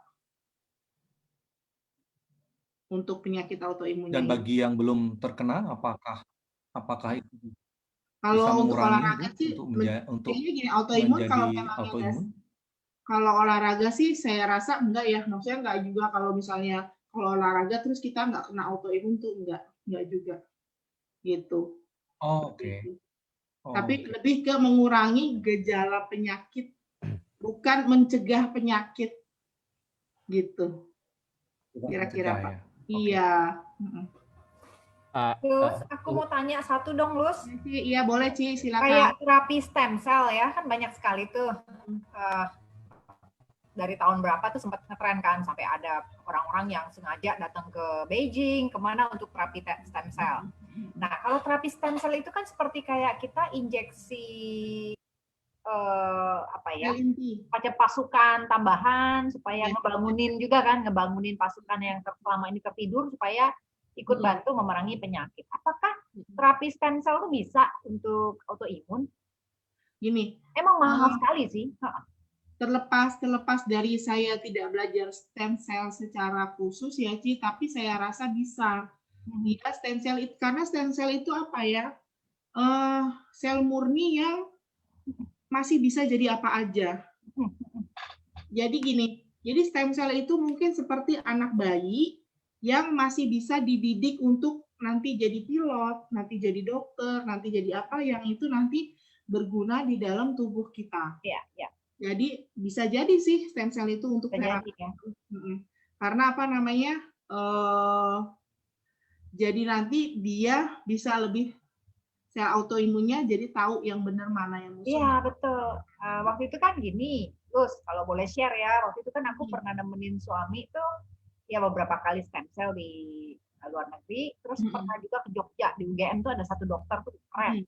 Dia mungkin Lucy pernah dengar ya, dokter itu dia pernah membuat percobaan dia cloning anjing kesayangannya yang sudah mati. Itu ada kok, ceritanya ada di internet. Jadi kita pernah ketemu sama dokter itu, dan dokter ini memang spesialis stem cell. Jadi dia ngambil dari bayi yang bagus gitu ya, kualitas yang bagus, ambil plasentanya. Dia olah, jadilah stem cell. Kalau nggak salah namanya istilahnya apa, aku lupa. Kelihatannya ya, Lus, banyak, bahkan beberapa dokter yang berkanan sama dokter penemu ini bersaksi bahwa bahkan seorang pasien yang tulangnya remuk saja gara-gara kecelakaan, yang remuk sampai udah deh di kursi roda, misalnya gitu ya, udah divonis akan duduk di kursi roda selamanya, gitu. Tapi ternyata di terapi stem cell itu akhirnya bisa lepas dari kursi roda. So I don't know lah. Jadi kalau tulang aja bisa jadi apa ya, bisa ibaratnya bisa tumbuh lagi gitu ya, padahal udah usianya kayaknya 30-an waktu itu pasien yang kena itu kecelakaan di jalan raya dan ngebut, jadi benar-benar orang tuanya meninggal, dia hidup tapi akhirnya tidak bisa lepas dari kursi roda, sampai akhirnya dokternya sendiri yang yang bersaksi karena dia yang injeksi itu stem cell ke pasien itu. Jadi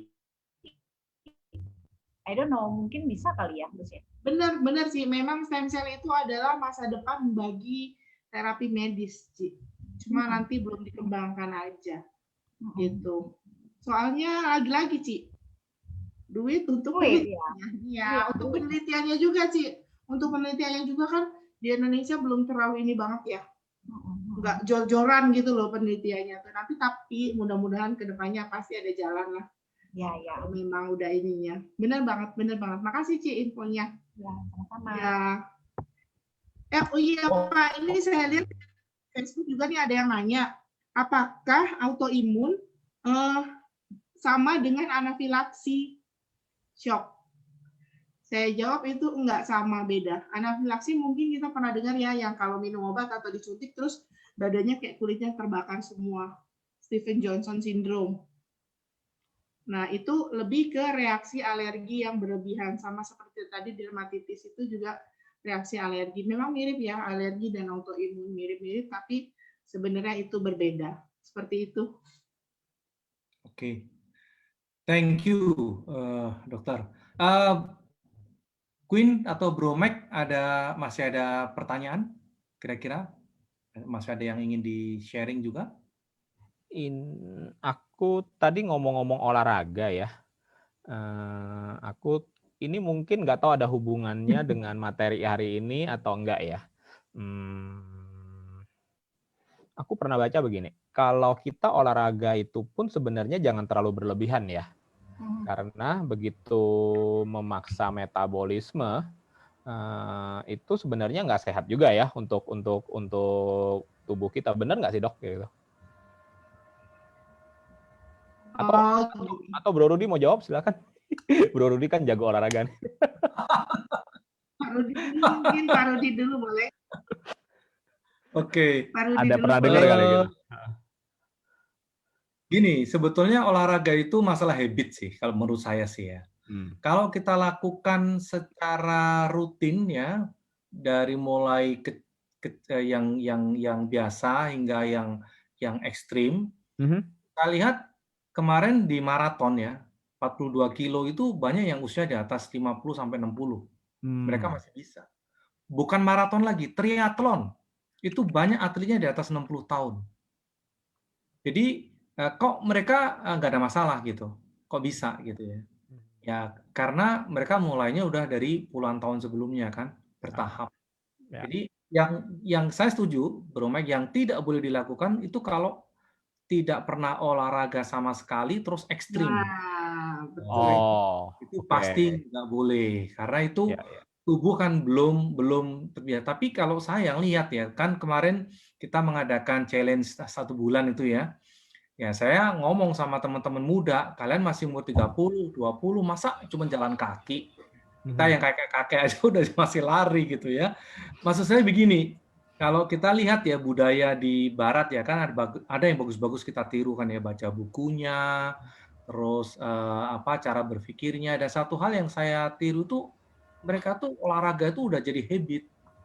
Dan coba lihat di TV, mana ada mereka olahraganya yang muda-muda tuh jalan kaki? Nggak ada. Semuanya lari. Artinya, maksud saya, kalau itu dibiasakan, menurut saya sih tetap saja lari pasti lebih baik daripada jalan kaki karena bagi yang sudah terbiasa, ya lari kan energi yang tidak lebih banyak, kalorinya juga lebih besar, ya jadi dan lebih cepat gitu ya untuk mengeluarkan kalorinya dibanding jalan. Maksudnya begini, kita meluangkan waktu 2 jam, ya kan, dengan lari kira-kira setengah jam atau 45 menit, itu hasilnya mungkin lebih efektif yang lari. Maksud saya itu intinya itu. Jadi sayang kita sudah meluangkan waktu panjang, 2 jam, 3 jam, jalannya santai, terlalu santai, akhirnya tapi kalori yang keluar ataupun efek ke tubuhnya itu tidak optimal sebetulnya. Dan itu malah bukan olahraga. Jalan-jalan di mall. Maksud saya itu gitu loh. Jadi banyak yang salah paham mengenai olahraga. Jadi kalau saya harus kalau saya push diri saya sendiri, tapi pelan-pelan saya bertahap loh mencapai tahap ini saya bertahap. Besok saya mau lari 1-2 kilo lari terus ya matilah. Nggak bisa gitu. Itu maksud saya. Paham. Oke, thank you, Bro. Bu, Dokter Lucia gimana, Dokter Lucia? Ya, udah bener banget sih. Jadi habit itu kalau bisa dibiasakan berhubungan dengan ketahanan. Jadi bisa tahan, tapi kalau nggak biasa nggak tahan seperti itu. Jadi practice makes perfect itu bisa juga untuk yang di olahraga seperti itu. Tapi kalau misalnya kita ngomong, nah itu kok atlet ada yang meninggal serangan jantung di tengah lapangan, bukannya dia udah biasa olahraga ya? Nah, itu adalah kelainan lagi di dia. Kadang-kadang kita nggak tahu kelainan. Itulah ya, maksudnya saya kadang-kadang semakin belajar di situ, kita tahu bahwa ada hal kok yang kita nggak tahu ternyata. Ternyata dia pembuluh darahnya rapuh yang selama ini tidak pernah diperiksa, tidak ada karena dia seorang atlet, jadi dia udah terbiasa nih badannya terasa capek, terasa pegel, itu biasa.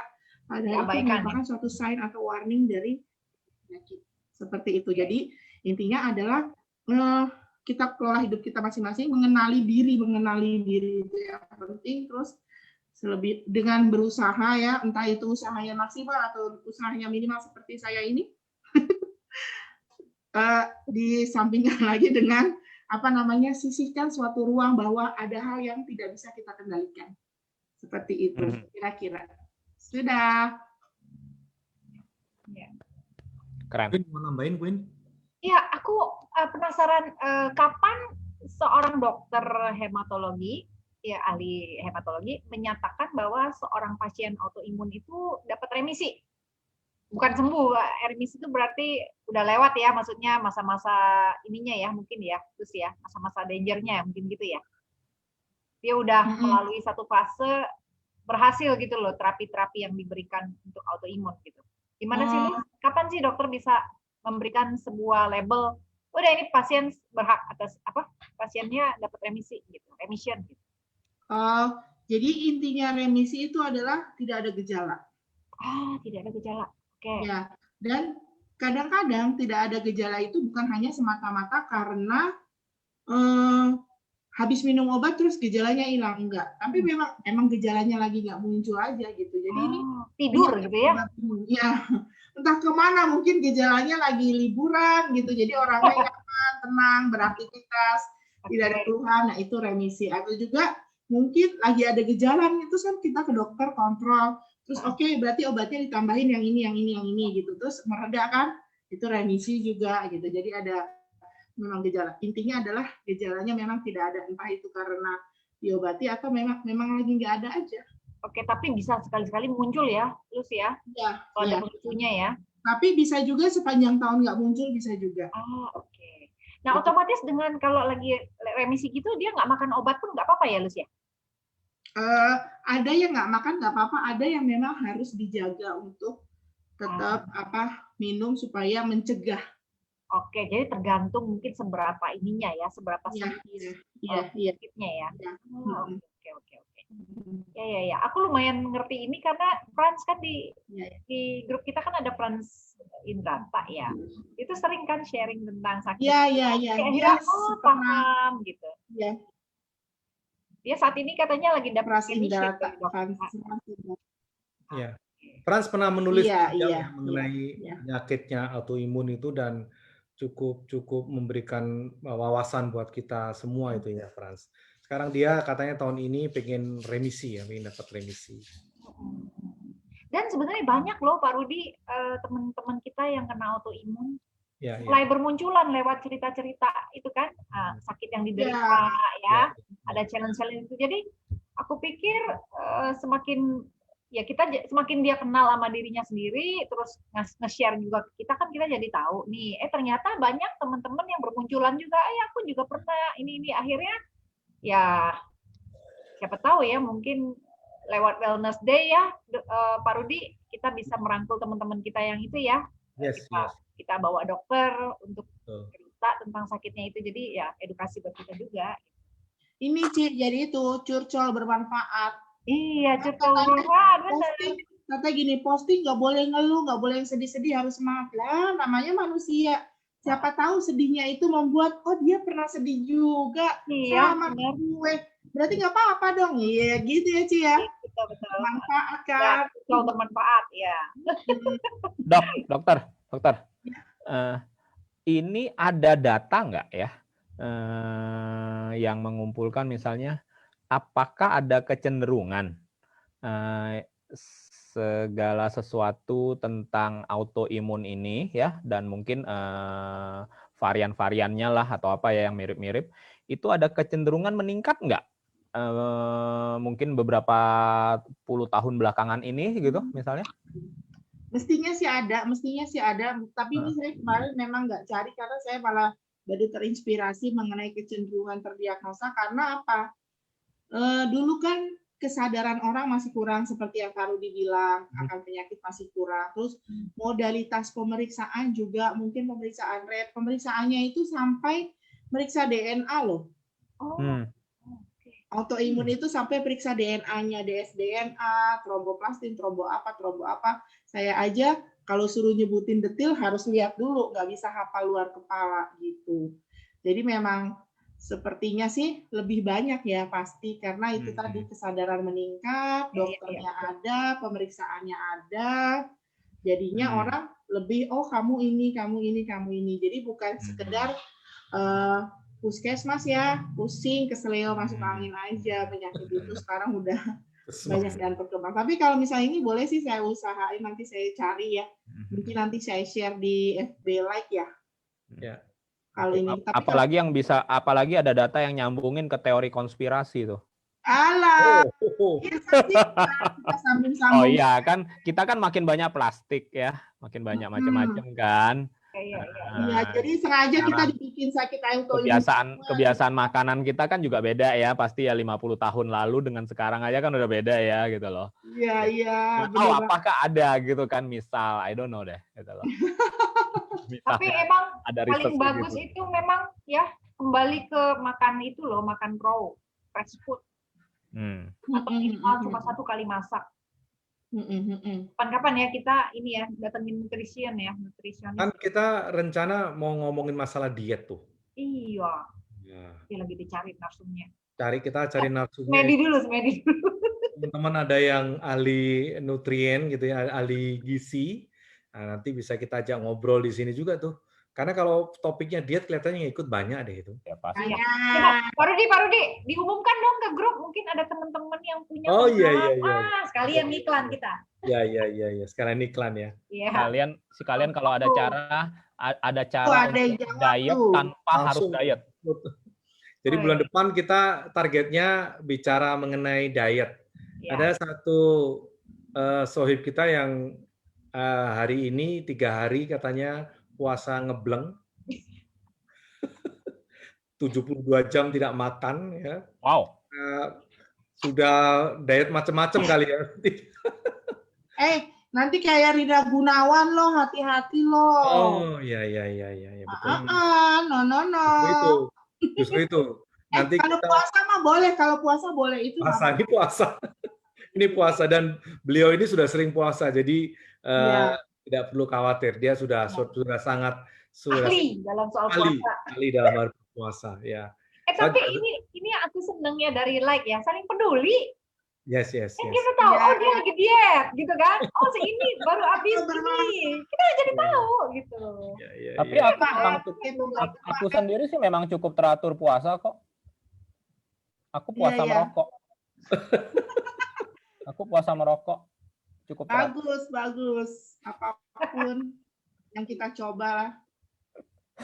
Oke, ini cukup seru meskipun topiknya sebetulnya serius.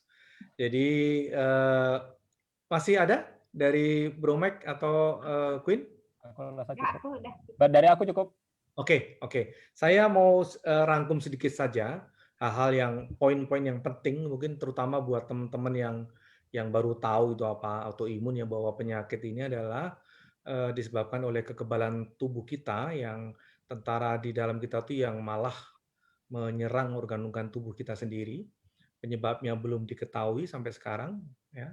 Dan jenis penyakitnya itu hampir 80 jenis, jadi banyak sekali macam-macamnya. Dari kulit, dari macam-macam sekali, namanya juga berbeda-beda, tadi sudah di-share ya. Dan pengobatannya itu juga berbeda-beda, tergantung organ mana yang diserang. Dan satu hal yang, ya ini saya menyampaikan juga karena saya mengalami ya, tapi saya diabetes ya, bahwa penyakit ini tidak bisa diobati. Yang bisa dilakukan adalah kita menjaga agar penyakit ini tidak semakin parah, sama dengan diabetes. Nah, moga-moga someday gitu, saya juga berharap nih, stem cell tadi yang diceritakan oleh Queen dan Dr. Lucia itu benar-benar kita bisa sempat ngalamin gitu ya, sehingga pankreas saya ditik jadi sembuh, saya bebas makan apa saja gitu. Waduh, luar biasa itu. Tapi oke, sementara ini belum ada obatnya.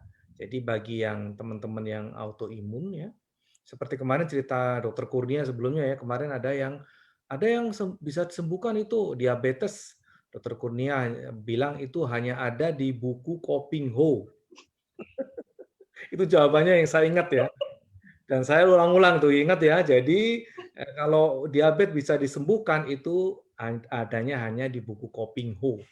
Jadi Anda terima saja, nikmati saja. Bu Dr. Lucia juga mengalami, saya juga mengalami diabetes.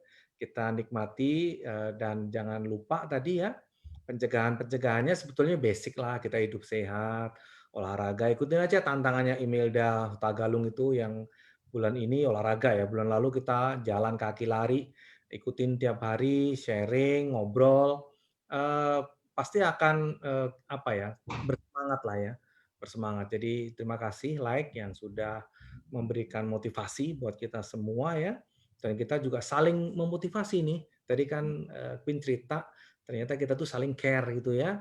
Yang diet sono, wah, ketularan nanti ya. Oke. Jadi itu saya kira malam ini cukup sangat-sangat bermanfaat ya bagi kita semua, semoga. Dan seperti kemarin Queen, nanti ini Bro Mike dia akan YouTube-nya akan di-upload ya? Yes. Dan nanti akan share karena waktu saya share teman-teman saya pengen ikut, saya bilang nanti aja lihat videonya. Lihat videonya. Jadi biar berarti sebenarnya bisa dijual ya. Dasar marketing. Aduh, goceng. Marketing. Jangan goceng. Goceng tapi 100 sumbangan orang goceng. Sumbangan ya. Sumbangan bermanfaat. Nah, sekali-kali perlu dipikirin tuh kita jual gimana caranya itu ya. Jual, jadi orang luar bisa nonton ya. Ayo Pak, kerja sama aku. Iya. Tinggal di private, setor duit sama setor email baru dibuka. Boleh juga itu. Bisa itu. Dan bulan depan kita lagi mencari narasumber, tapi mungkin topiknya tidak akan jauh dari diet. Bagaimana diet yang efektif, bagaimana macam-macam. Ya, nanti kita coba bahas khusus mengenai hal itu, karena itu sangat terkait dengan masalah kesehatan ya, wellness. Jadi moga-moga kita dapat pada waktunya untuk teman yang bisa sharing. Oke, saya kira malam ini cukup sekian. Terima kasih. Saya Rudi Rimawan dan Dr. Lucia Sirait, ada Rick Erika, ada Bro Michael. Waktu saya kembalikan nih ke Bro Mike. Thank you. Thank you semua para hadirin semua. Thank you banget Dr. Lucia. Thank you banget Bapak Rudi Rimawan kita untuk host hari ini yang luar biasa dan juga narasumber yang luar biasa. Dan tentunya kita thank you atas kehadiran pengawas kita dari pusat yaitu Queen Erika. Dan kita akan masih berdebar-debar ya.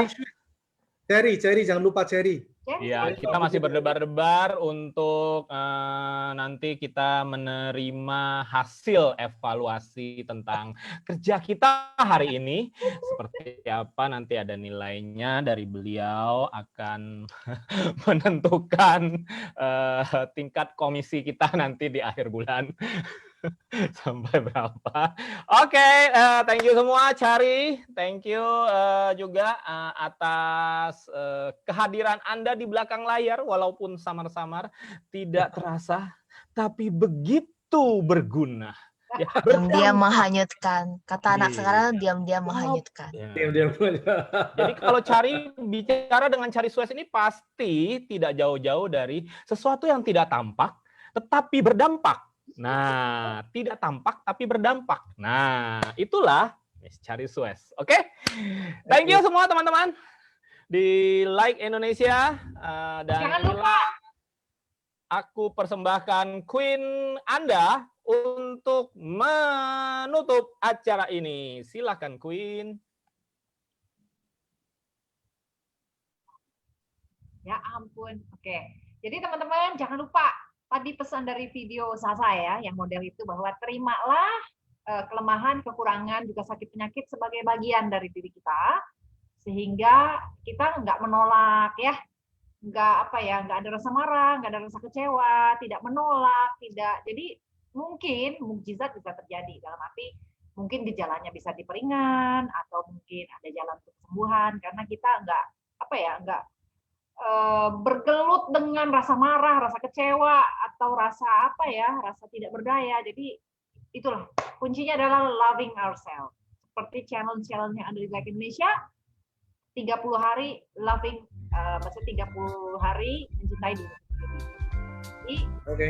itu aja pesan dari saya sih. Semoga makin hari kita belajar makin mencintai diri sendiri dengan cara tidak melukai diri sendiri dengan makanan-makanan yang buruk dan pola hidup yang buruk. Jadi dan mulai aplikasikan challenge-challenge yang bagus untuk jadikan habit yang baru untuk lagi.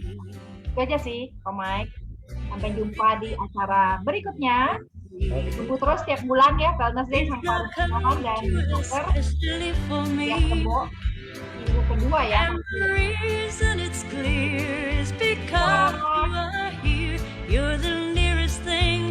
Thank you dok, thank you Bro Rudi. Oh, Bray. Thank you Cari.